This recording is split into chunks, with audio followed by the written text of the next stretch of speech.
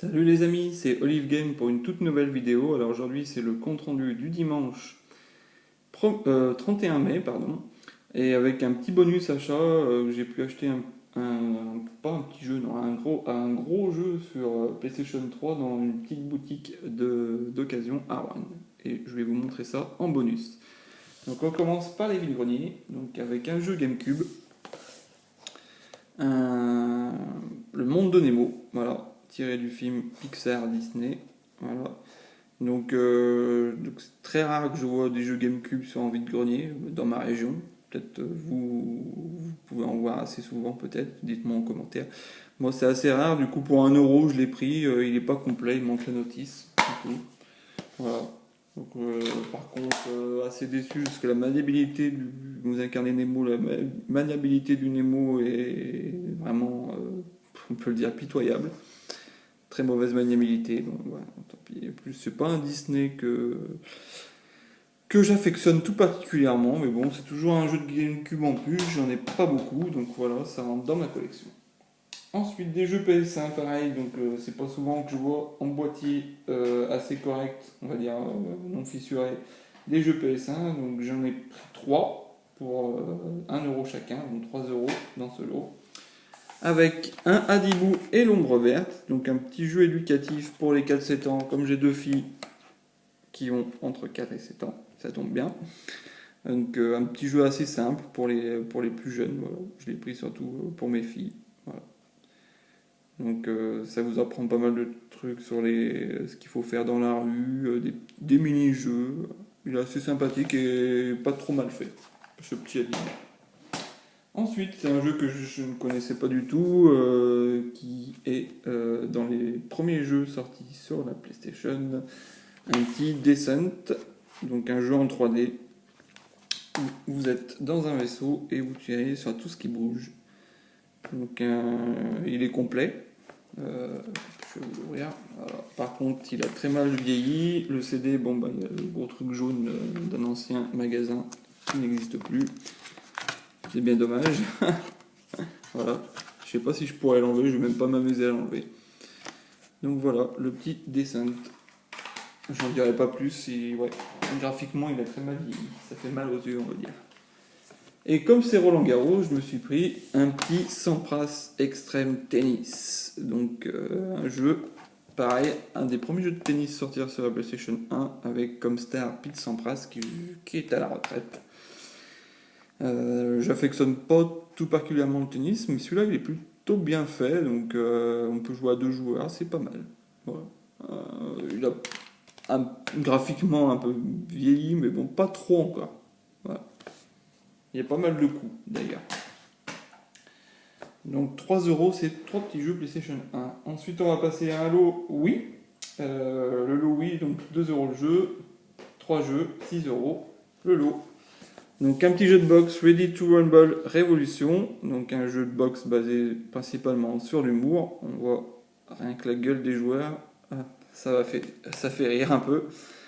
Donc qui tire parti assez agréable, enfin moyennement, j'allais dire agréablement, parce que ça répond un peu en retard sur les manettes euh, de la manette Wii. Vous pouvez mettre des coups de poing, donc attention, pas se mettre devant quelqu'un, sinon il va ramasser un uppercut.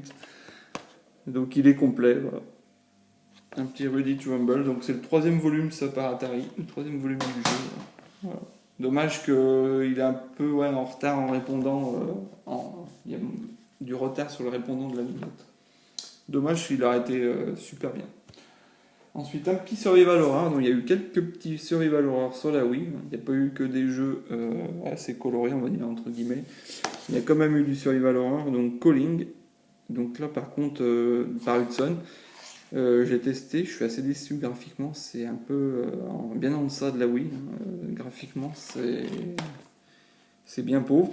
C'est dommage parce qu'ils avaient su tirer parti justement de la télécommande de la Wiimote. Qui est utilisable comme une télécommande et comme un portable, pardon, comme un téléphone portable où vous pouvez appeler les revenants, les prendre en photo. Donc en fait, l'histoire, c'est un site web qui donne la mort. Voilà. Donc c'est bien, c'est bien japonais, le site web qui donne la mort, ça rappelle un peu Ring ou Darkwater pour les films japonais. Voilà. Pour ceux qui aiment les films d'horreur japonais, peut-être que ça vous aime, peut-être que vous aimerez ce jeu. Mais moi, bon, j'étais déçu graphiquement. Je le ferai quand même parce que j'aime bien les survival horror. Voilà. Donc, je trouvais ça bien dommage. Comme ils s'étaient un peu cassé la tête pour trouver une fonctionnalité de la manette. C'est bien dommage que le jeu graphiquement n'ait pas suivi derrière. Et ensuite, je me suis trouvé un petit Mario qui fait du sport. Et comme c'est Roland Garros, un Mario tennis. Donc le Mario Power Tennis. Voilà. Comme ça, j'ai un autre sport qui va prendre la suite de mon Mario Sport Mix que j'ai trouvé la semaine dernière, que j'ai pu vous tester et que j'avais été agréablement surpris. Donc ce jeu fait partie de la gamme des nouvelles façons de jouer, donc qui comprenait un Donkey Kong Jungle Beat dans la même gamme, ouais. Pikmin, Metroid et un Chibi Robo aussi. Donc en fait, c'est des portages de jeux GameCube. Hop. Avec la particularité, c'est qu'ils ont mis en place donc, le système des Wiimotes qui vous apporte un petit truc en plus pour ces jeux. Et surtout pour le tennis, vous pouvez faire des coups droits, des services, des revers. Donc avec les coups spéciaux de Mario, il y a de quoi bien s'amuser. Donc jouable jusqu'à 4. Donc c'est assez intéressant comme jeu. Voilà, et surtout au prix de 2 euros. Voilà, parce que d'habitude les Mario c'est toujours un peu plus cher. Voilà, il est complet. J'oublie à chaque fois de vous le montrer. Il est complet. D'ailleurs, ils ont fait une jaquette. Voilà, je vais vous la montrer. Il y a une jaquette réversible.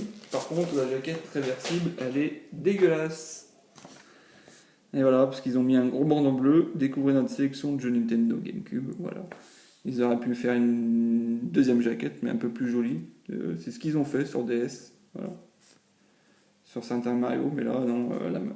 Donc je mettrais bien cette jaquette-là qui est un peu plus jolie, donc sans bandeau bleu. Voilà pour mes jeux Wii. Donc les 3 jeux à 6 euros. Ensuite, un autre lot où il y a 3 jeux Game Boy et un jeu PlayStation 2. Donc pareil, les jeux Game Boy, c'est pas souvent que j'en vois non plus. Donc j'en vois tout une fois par mois dans les vides-greniers.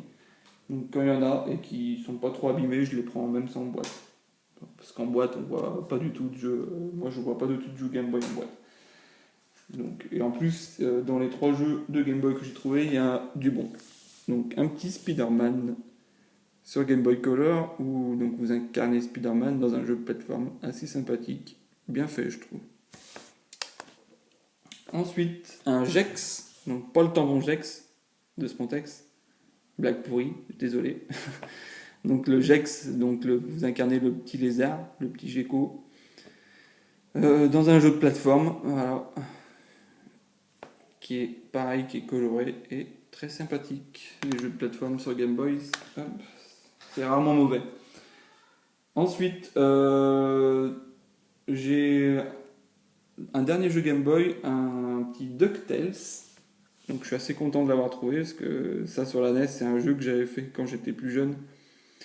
Que j'avais fini d'ailleurs, j'ai rarement fini des jeux à l'époque. J'ai adoré ce jeu DuckTales sur NES, donc c'est le portage du jeu NES sur Game Boy, donc le jeu NES de Capcom. Et je vous recommande aussi le remake sur PlayStation 3. Hop, je l'ai eu pour Noël et franchement, il est super bien fait graphiquement. Ils ont refait des niveaux, ils ont ajouté un niveau, ajouté des petits trucs à côté à débloquer. Il est super sympa sur PlayStation 3, super sympa sur Game Boy et super sympa sur la NES. Donc de très bons jeux.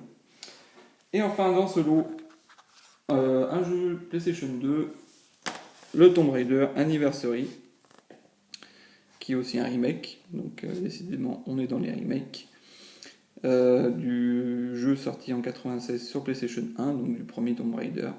Il me le manquait sur PlayStation 2 pour finir ma collection Lara Croft sur PlayStation 2. Donc assez bien foutu, parce que graphiquement ils l'ont refait, ainsi que dans la jouabilité elle est plus souple. Et il y a quelques petits trucs en plus, notamment le grappin qui n'est pas présent dans le jeu PlayStation 1. Donc voilà. J'ai hâte de le refaire parce que c'est aussi des jeux que j'avais fini à l'époque sur PlayStation 1. quand j'étais plus jeune. Et voilà, ce petit lot donc, de 3 jeux Game Boy et du jeu PlayStation 2, je l'ai eu pour 5 euros. Voilà, je trouve un très bon prix pour des bons jeux. Et enfin, on va finir par un bonus. Donc le jeu que j'ai acheté dans le magasin de ma ville. Donc j'ai tout de suite accouru à ce magasin parce qu'ils en avaient fait, ils avaient fait une photo donc, du jeu qui était rentré chez lui donc en occasion sur Facebook et j'ai accouru aller l'acheter car déjà il n'est pas courant. Il s'agit du Biohazard qui n'est d'autre que le Resident Evil HD remasterisé pour la PlayStation 3. Donc en fait ce jeu est un remake du remake, donc un remake du jeu GameCube qui est lui-même un remake du jeu PlayStation 1 Resident Evil. Donc je l'ai eu pour 15 euros, donc c'est bien le prix. Pourquoi donc c'est un import japonais. Pourquoi un import japonais? Parce que tout simplement il n'est jamais sorti en Europe en boîte, uniquement au téléchargement. Donc à savoir, ça je le savais pour celui-là, que vous avez les voix en anglais ou japonais et qu'il est possible de les sous-titrer en français. Donc pour tous ceux qui le veulent en boîte, comme moi, et non pas téléchargé, prenez-vous l'import japonais. Ce jeu est tout simplement, pour moi c'est un jeu que j'adore, donc je l'ai fait plusieurs fois sur PlayStation 1, plusieurs fois sur la GameCube. Et là, je vais m'y remettre un peu pour un peu débloquer les trophées sur la PlayStation 3 aussi.